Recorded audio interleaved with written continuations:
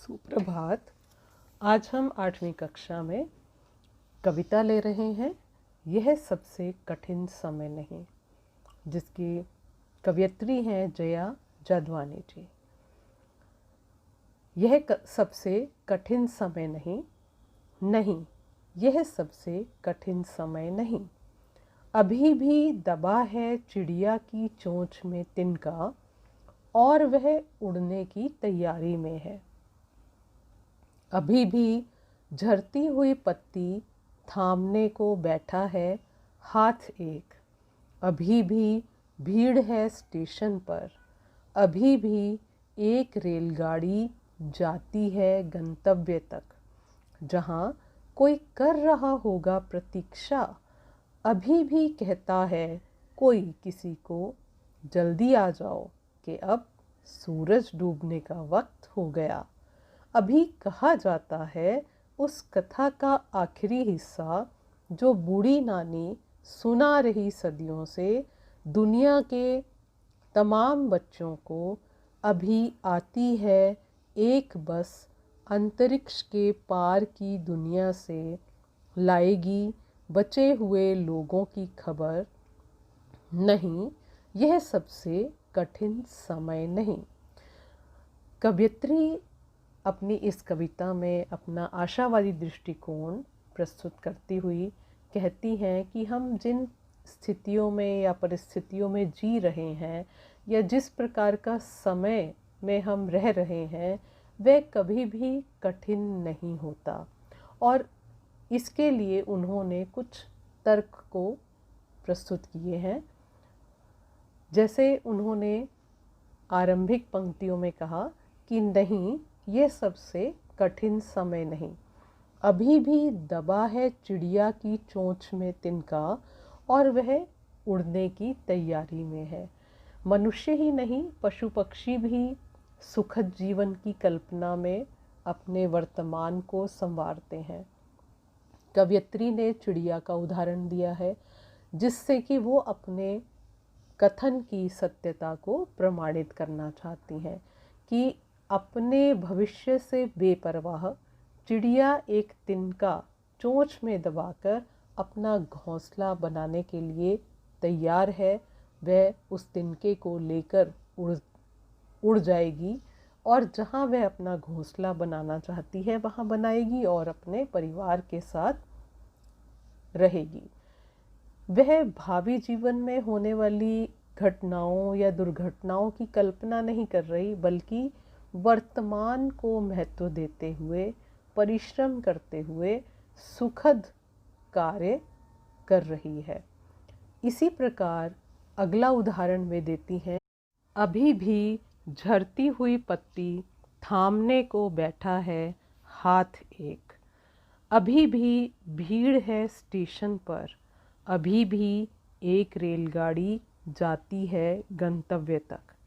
अब अगला उदाहरण अपने इस बात को स्पष्ट करने के लिए वे कहती हैं कि पत्ते जब वृक्षों से झड़ते हैं, उन्हें झड़ने हुए पत्तों को थामने के लिए कुछ हाथ आगे आ जाते हैं। यानी समाज में अभी भी लोग एक दूसरे की मदद करते हैं, एक दूसरे से सहयोग करने के लिए आगे बढ़ रहे हैं। तो फिर ये कठिन समय कैसे हो सकता है? फिर अगला तर्क और देती हैं कि अभी भी स्टेशन पर भीड़ है, अर्थात हर व्यक्ति अपने गंतव्य तक, अपने मंजिल तक पहुंचने के लिए गाड़ी का इंतज़ार कर रहा है, गाड़ी की प्रतीक्षा कर रहा है। अभी भी एक रेलगाड़ी जाती है गंतव्य तक। गंतव्य का अर्थ है मंजिल, यानी मंजिल तक अभी भी रेलगाड़ी जाती है, और गाड़ी में सवार यात्री भी यही प्रतीक्षा करते हैं कि कब वे अपनी मंजिल तक पहुंचेंगे।